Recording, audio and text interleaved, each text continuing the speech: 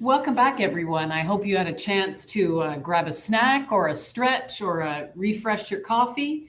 We're delighted, and I'm delighted, to introduce our next and final speaker of the day, Charles Finlay. Charles is the executive director of the Rogers Cybersecure Catalyst at Ryerson University. He founded the Cybersecure Catalyst in 2018 with a vision to build Canada's leading hub for cybersecurity innovation and collaboration. Charles oversees all aspects of the Catalyst program delivery and strategic growth and has been instrumental in developing nationally unique programming in cybersecurity training, commercialization, public education, and policy development.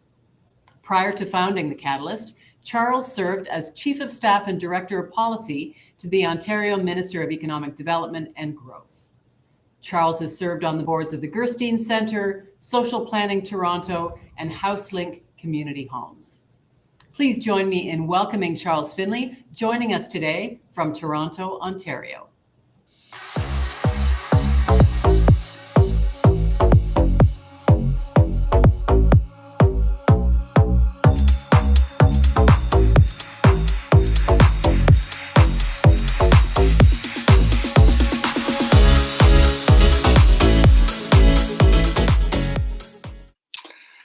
Thank you very much, Catherine, for that very generous introduction. And it is a pleasure, everyone, to have this opportunity to speak to you this afternoon. Thanks to Jim and to Catherine and for the whole team at CANARIE who've put this wonderful summit together. I think you'll agree with me that Karen and Phil's presentations just now were absolutely terrific. This is a wonderful event, brings together so many important stakeholders for such an important reason.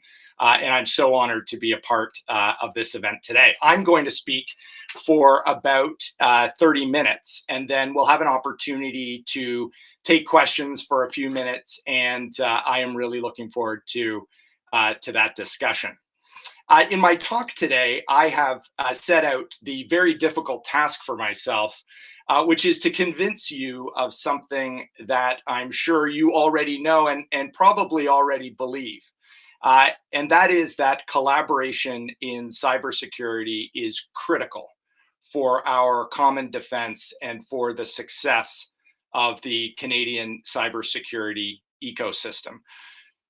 Over the next few minutes, I want to briefly introduce the organization that I lead, the Rogers Cybersecure Catalyst, just because I think it really importantly illustrates some of my points. And it's from that experience in founding and leading the Catalyst that I draw some of the conclusions that I want to share with you today. Then I want to focus on some of the features of successful cybersecurity ecosystems. And I want to outline what I think are some of the common objectives for our cybersecurity ecosystem here in Canada. And finally, I want to look at three promising examples of collaboration in Canada, three examples that are happening right now. And I'm going to outline what I think are some of the requirements for our mutual success as a sector going forward. Over the next 30 minutes, I want to look at collaboration, both in terms of its importance in protecting your organizations and your systems, and in terms of growing a cybersecurity ecosystem that is innovative, entrepreneurial, and highly productive. And going back to one of the key themes of today's sessions, the labor market impacts, the importance of people in cybersecurity, and I want to talk about that and weave that in as I move through my presentation this afternoon. Let me start by just talking about the Rogers Cybersecure Catalyst very quickly. The Catalyst, as Catherine mentioned, was founded in September 2018 by 5 partners. I'll come back to this idea of collaboration again and again and again. The Rogers Cybersecure Catalyst is an example of what I want to propose. It is a partnership between the private sector, the public sector, and the academic sector. Our partners, Rogers and RBC, came together with the Government of Canada and the Government of the City of Brampton, where we are headquartered, with Ryerson University, to establish a platform that empowers Canadians and Canadian organizations to seize the opportunities and tackle the challenges of cybersecurity. And I'll come back to this model a number of times over the course of my presentation.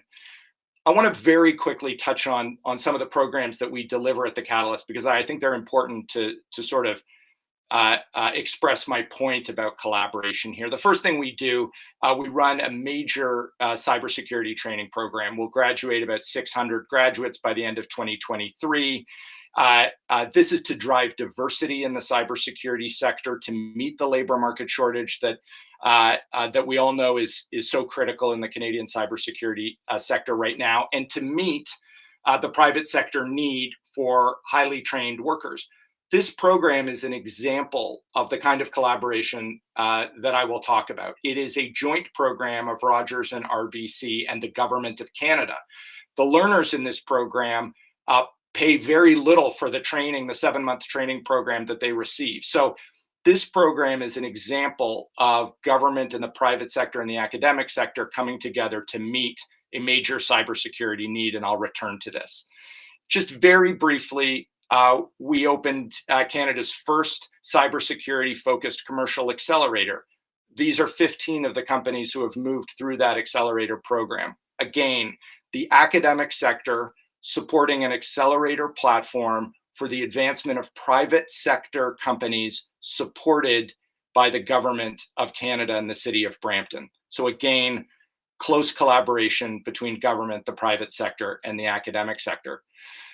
Just to make that point and express that point about the importance of the private sector collaboration, these are companies that work in our accelerator platform with the founders of the startups that are in our program. So these established companies, many of you will recognize, many or all of these companies come together to work with our founders. So again, private sector, public sector, academic sector. We have a training platform, including a cyber range that develops and delivers cybersecurity training to the private sector. And we have a powerful policy platform where stakeholders from all parts of the Canadian cybersecurity ecosystem come together to provide advice, research, information related to advancing cybersecurity public policy in Canada. And we also deliver public education and public training out of that platform. So that's a very brief tour of the Rogers Cybersecure Catalyst. Let's get into sort of the most important elements of what I want to talk to you about this afternoon, which is that collaboration is absolutely key. The most successful cybersecurity ecosystems globally are characterized by high levels of intensive collaboration among system participants. And it's my thesis that the system participants in the Canadian ecosystem, and more broadly that we need to look out for, are governments, the private sector, the academic sector, and not-for-profit institutions like mine, like CANARIE and others that are supporting the infrastructure. So there is absolutely no substitute for collaboration amongst these parties if we want to build an ecosystem that is defensively capable and that is innovative and generates IP and generates high-paying jobs. There is no world in which academic researchers operating alone are going to be successful without governments to fund research and private companies to commercialize that research. There's no world in which private sector companies operating without access to academic generated IP or government support in acceleration or procurement are going to be successful. And there's no world in which governments operating without engaging their private sector and academic stakeholders are going to effectively advance policy related to cybersecurity or to economic development in terms of jobs. So collaboration between these three elements is absolutely essential, in my view, to the success of the Canadian cybersecurity ecosystem. The next question that's important for us to ask is, what makes good collaboration? And in my view, the underlying features are a common understanding of shared objectives, transparency, and trust. Let me be clear. You do not need to have collaborative partners that are altruistic. All parties are operating in their own best interests and to advance their own mandates, though those mandates may be to advance the public interest. The importance is that all parties in a collaborative network understand where each other is coming from, and they are transparent about the goals that they are attempting to achieve and the mandates that they are attempting to fulfill. So no hidden agendas. Everybody understands the goals and objectives that each other is trying to meet. Final piece is trust, and trust is built on relationships, of course. One of the most important features of this CANARIE Summit is the networking opportunities and the breakout rooms. That's where people can come together to meet each other, to learn from each other, to understand each other's objectives and interests. And that trust is incredibly important for the effective development of a collaborative framework. Finally, and this is an important point, I want to stress that we need to recognize abundance. As my colleagues, Karen and Phil, have mentioned, the cybersecurity ecosystem is growing rapidly. Current estimates suggest that there's about this is global numbers, 10% compound annual growth rate year over year. This is the total cybersecurity sector globally. Total revenues, the cybersecurity sector expected to exceed $350 billion in 2026. In terms of advancing research, training, and economic development in cybersecurity, there is more than enough to go around. There is more than enough opportunity. There are more than enough needs in the sector. And it's important for us all as members of the cybersecurity ecosystem to base our collaborative instincts on an acknowledgement that we all have opportunities in this sector, not just that, but we all need to work together to meet this very important need. Let me take a classic example of an effective cybersecurity ecosystem. And this is one that's going to be really it's already been well illustrated in this conference. It's going to be really well illustrated tomorrow. The Israeli cybersecurity ecosystem is famous for its collaborative spirit.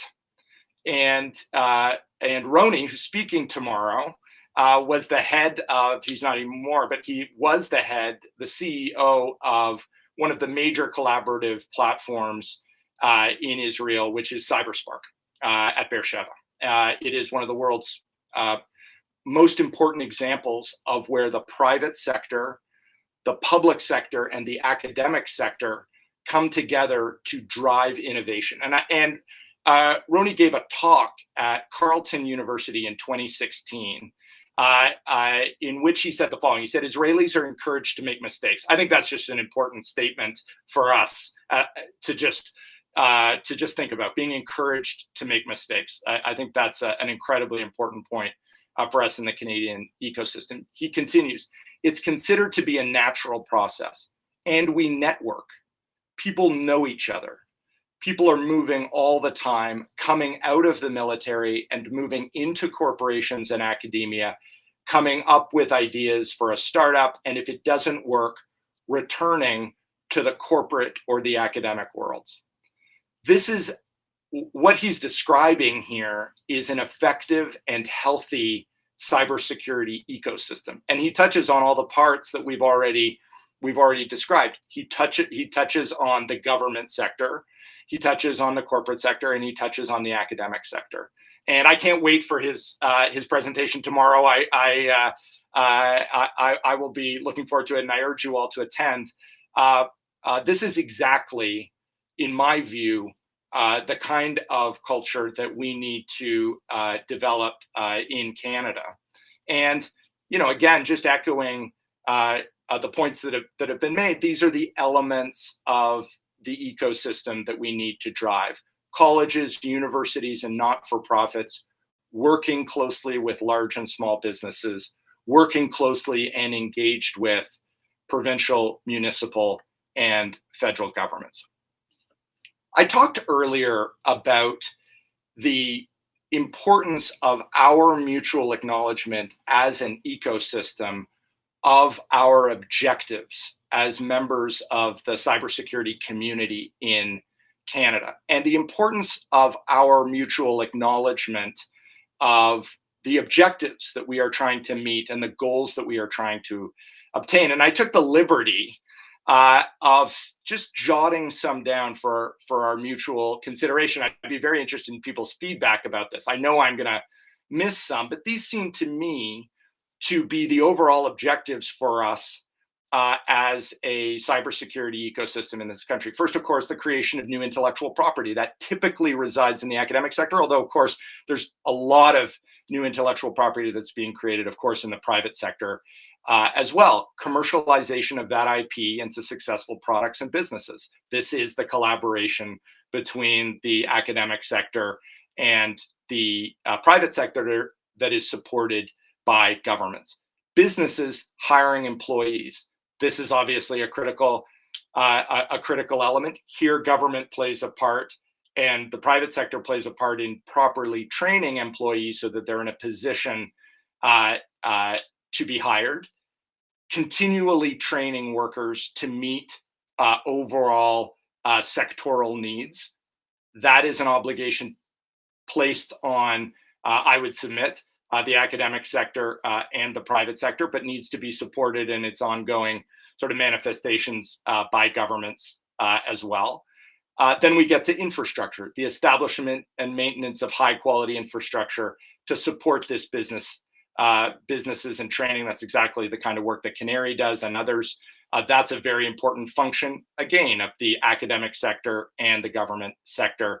And finally, security of the system itself. And this is the work that many of you are engaged in securing your own organizations to ensure that all of the previous 5 pieces are executed in a way that is done effectively and without disruption by cybersecurity attackers. So these are some of our common ecosystem objectives that I set out here for our consideration. I would submit that the private sector, the government sector, and the academic sector need to be involved in every single one of these elements to one degree or another.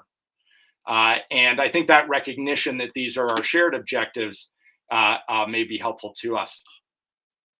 I want to talk about some examples, having gone through what I think are some of our shared objectives.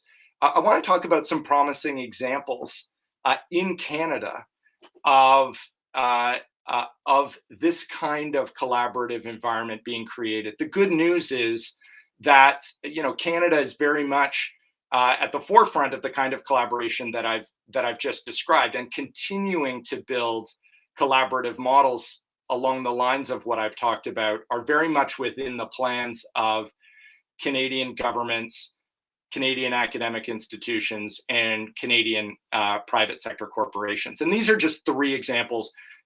There are many other examples in Canada and internationally of really important collaborative work being done. So I don't want anybody attending the conference to think that I'm just sort of cherry picking here. These are just 3 examples, but there are many more. The Government of Canada's Cybersecurity Innovation Network program, the CSIN program. Many of you will be aware that about 3 years ago, the Government of Canada, through ICED, announced a program to support networks of academic institutions and private sector companies that could come together to advance training, research, and commercialization. This is exactly what we need, in my view, in Canada and internationally, amongst other ecosystems. This is a very promising program, and I think a really exciting position for the Government of Canada to take, and a very exciting opportunity for the Canadian cybersecurity ecosystem to engage in this way. This is a recognition by the federal government, in my view, of exactly the kinds of dynamics that we've already talked about.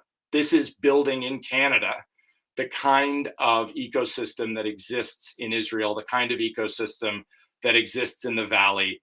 And this is a very important step for Canadian cybersecurity. A different kind of collaboration, but the same kind of model of government, private sector, academic sector is the Government of Ontario's Cybersecurity Expert Panel.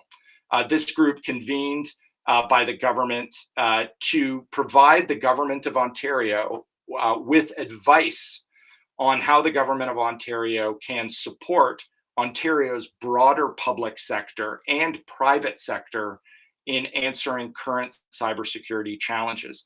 This panel consists of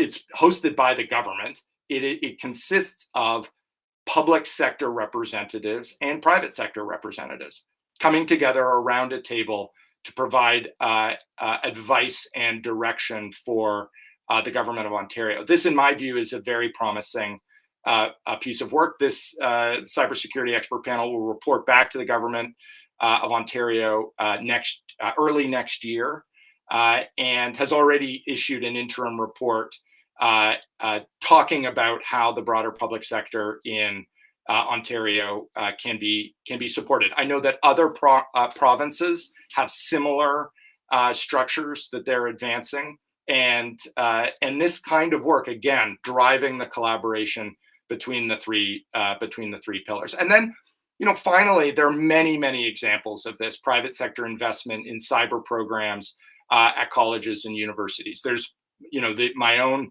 experience through the Rogers Cybersecurity Catalyst, but there have been terrific examples of private sector companies moving in lockstep with academic institutions to advance academic and private sector and government interests, as we've just described. Some very exciting recent announcements out of the University of Ottawa. Of course, UNB has had a very of cybersecurity. Concordia, the University of Calgary, University of Waterloo. There are many others, and I don't mean to leave anybody out as I list them, but this is a very promising area, and I would encourage my colleagues from the academic sector and from the private sector to continue to advance these kinds of partnerships. They are very important. Let me finally end with just a few minutes on the path forward. This is how, in my view, given the experience that we've had at the Rogers Cybersecurity Catalyst and what we have seen both in Canada and internationally in respect of cybersecurity collaborations and cybersecurity ecosystems, these are three pieces that I think we need to focus on as we build out the Canadian cybersecurity ecosystem. The first one is pace. And I repeat pace 3 times because I want to emphasize it. There is no such thing in my view as moving too fast in cybersecurity. I know that may be a controversial statement, but the needs that have been expressed by Karen and Phil and that we're going to hear over the next 2 days are so important. The urgency is so serious that there is really no risk that we're going to advance programs and move collaborative networks too quickly. And I would encourage us to think, that is to say, I would encourage the Canadian cybersecurity ecosystem to think of timelines in terms of months rather than years. And I know I'm speaking for many of us when I understand the urgency of what we're facing. Governments are now understanding, we've just talked about the urgency. The electorate is understanding the urgency. Private sector and public sector institutions are understanding the urgency. And there is just no substitute for fast movement on this. Again, the Israeli cybersecurity ecosystem does this better than anybody. And the reason they do it is because they're not afraid to fail. If you move fast, you can make mistakes and you can fail, but that's okay. The velocity of the sector makes up for the needs to sometimes change tracks or change gears. And I think we need to take that on board as a Canadian cybersecurity ecosystem. intentionally created platforms for collaboration. We don't have to wait for these different parties to come together, that is the academic sector, the government sector, and the private sector, to come together magically. We can very intentionally create platforms where they do come together. CANARIE is a good example of this. There are incubator accelerator platforms across the country where this happens very intentionally. There are very rich collaborations, of course, between academic institutions and private sector corporations where this is happening as well, and that's obviously been a very important and historic part of academic private sector collaborations. I would submit to you that governments, the private sector, and the academic sector need to do more of intentionally creating these platforms. I don't think, as I mentioned in my comments around pace, I don't think there's any such thing as having too many of these. I think these platforms can be built in all kinds of environments, in private sector corporations, in academic institutions, in not-for-profits, within governments themselves. And I think it's very important that we drive these pieces quite intentionally to bring these parties together. It doesn't have to happen magically. It doesn't have to happen as a byproduct of some other kind of effort. It can happen because you create a space where these three actors come together. And finally, constant communication featuring trust and candor. Again, I return to the trust point. What drives success in the Israeli cybersecurity ecosystem is that a lot of the players know each other, and they're able to and feel free to talk to each other quite directly and candidly and provide that feedback while maintaining a level of trust, collegiality, and civility within that ecosystem. And that, I think, is a hallmark too of the Canadian cybersecurity ecosystem, and indeed our research culture generally, is a spirit of collegiality and mutual support. And I think this is a very important piece that needs to be added needs to be maintained in terms of our path forward. So again, for our path forward, I talk about our need to move quickly, our need to move intentionally to create spaces for collaboration between the three elements of the cybersecurity network that I've just described, and our need to engage in constant communication featuring trust and candor amongst all of us. I want to end with just a note about the labor market shortage. We have talked about, and one of the key themes of today's sessions has been around people. It is absolutely true that people are at the center of any effective cybersecurity strategy, and that's absolutely true.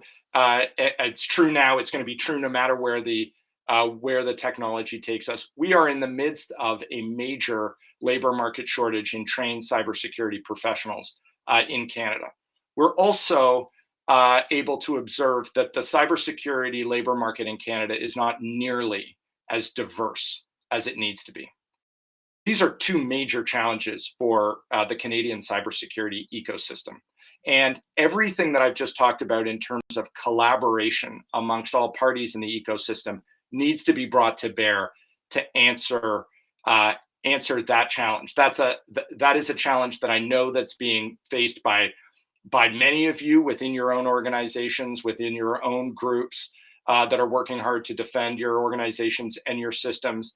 And that is something that needs to be answered by the private sector, governments, and the academic sector working together. And the good news is, I think that it really can be. I think there's an opportunity for Canada to lead the way in cybersecurity training and education, just as it has led the way in other domains. Canada has the highest rate of post-secondary attainment in the OECD.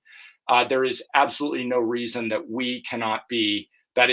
Canada cannot be a global leader in training a diverse and highly effective cybersecurity workforce. And that, in my view, that dynamic will drive economic development, research excellence, and our defensive capabilities in terms of cybersecurity generally. So thank you so much for your time. I really appreciate the opportunity to speak with you about the experience at the Rogers Cybersecure Catalyst, the importance of collaboration, the needs of and objectives of our ecosystem, and some of the great things that are happening around Canadian collaboration, and the great opportunities that lie before us in this sector.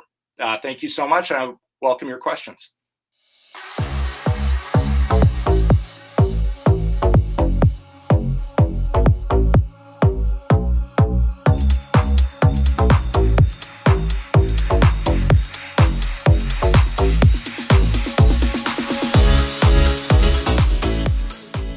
Well, thank you so much, Charles. On behalf of all our guests here this afternoon, that was a really engaging presentation and touched on a number of really key issues for many of our guests. Moving to questions from the audience, our colleague David Smith from Orion in Ontario asks, it seems like you have seen new students from many different academic and employment backgrounds in your cybersecurity training program. Are there some success stories that have surprised you? Yes, so thank you, David, for that terrific question. So our program is designed. First of all, it's a 7-month program. It's delivered in partnership with the SANS Institute, which many of you will know is a major cybersecurity training organization, and it offers 3 SANS certifications to learners. It's almost completely paid for by our private sector and public sector partners. The idea is to attract, as applicants to the program, learners with very high aptitude from a variety of different backgrounds. So this is the point that David is getting at. For our particular program, a technology background is not a requirement. We look for a demonstrated interest in cybersecurity. That's what we want to see. We want to see a passion in cybersecurity, and then there's a very rigorous selection process. We've had some incredible success stories.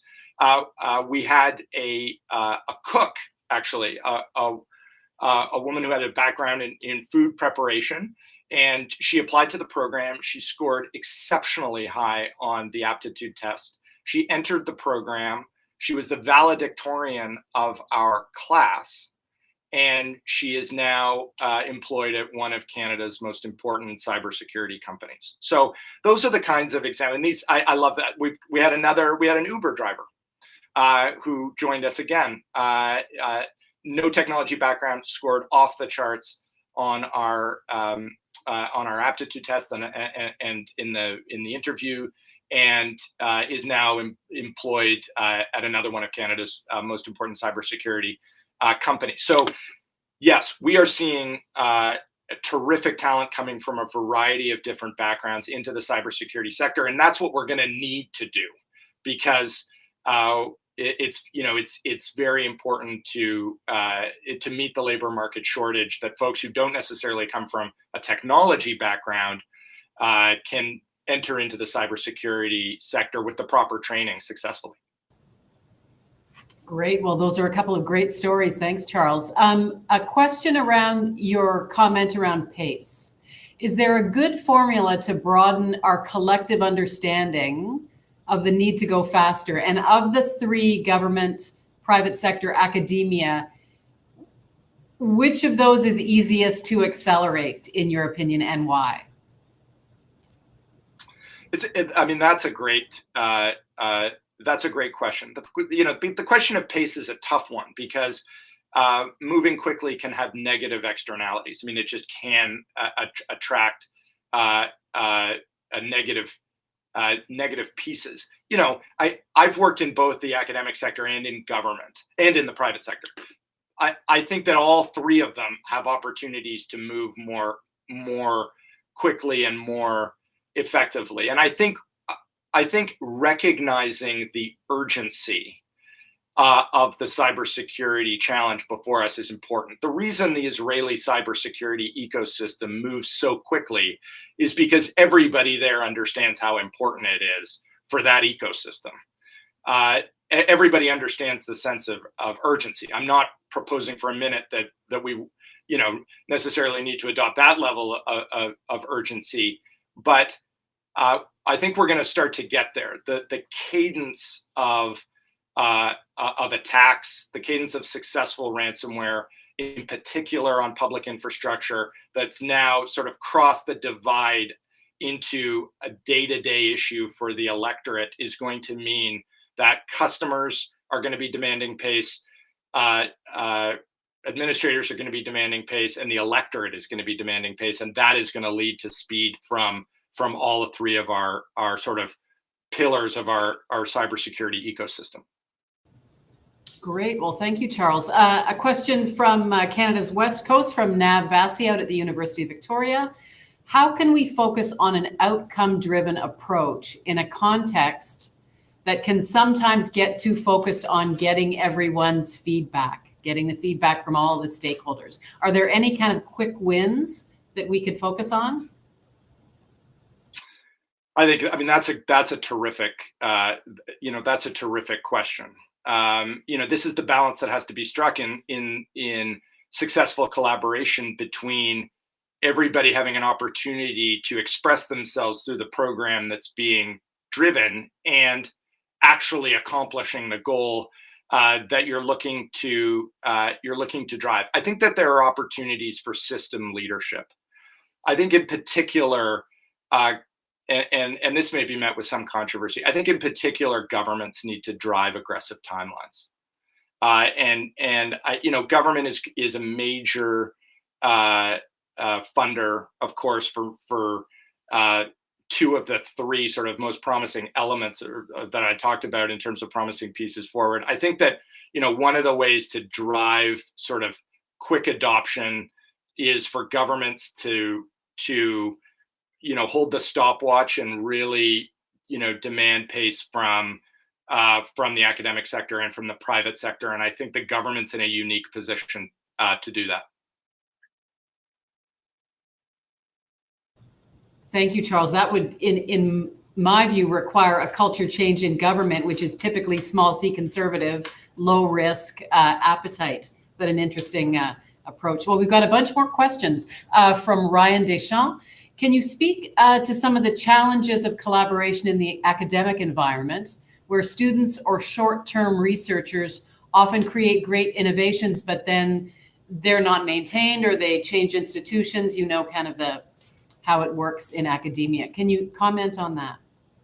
Yes, I think, and this may be, I think it's an excellent question. And I think, Catherine, the point that you just made about the culture shift needing to change in government is absolutely right. That is true. If government is going to meet the cybersecurity challenge and help push these other ecosystem partners to meet the cybersecurity challenge, government is going to have to adjust to a new set of urgent timelines. The same is true in terms of a culture shift within the academy. I am not I am not a professor, but I work within a university environment, and there are, and this won't be I'm not saying anything particularly shocking. There are systems in place in post-secondary institutions which are not necessarily consistent with the kind of pace that we are going to need to develop if we are going to meet these kinds of challenges, not just in cybersecurity, but in other kinds of disruptive technology. I think of quantum, I think of artificial intelligence. There's going to have to be culture shifts within academic organizations in order to meet the needs of their stakeholders in respect of these kinds of pieces, and how the intellectual property that's created by students and by contract faculty is, in my view, an important part of that.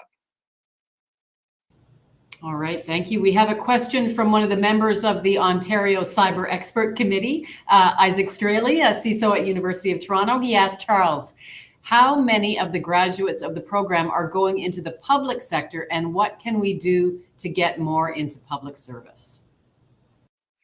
Isaac, I think it's just a terrific question. The answer is some, but not a majority. And this is a challenge for the public sector in terms of cybersecurity and particularly the labor market shortage. And I don't have to tell you or all your other colleagues like myself who work at a public sector organization, the labor market shortage is causing salaries to be bid up in the private sector, which creates serious challenges for organizations that just aren't able to meet the kinds of salary expectations that private sector organizations can meet.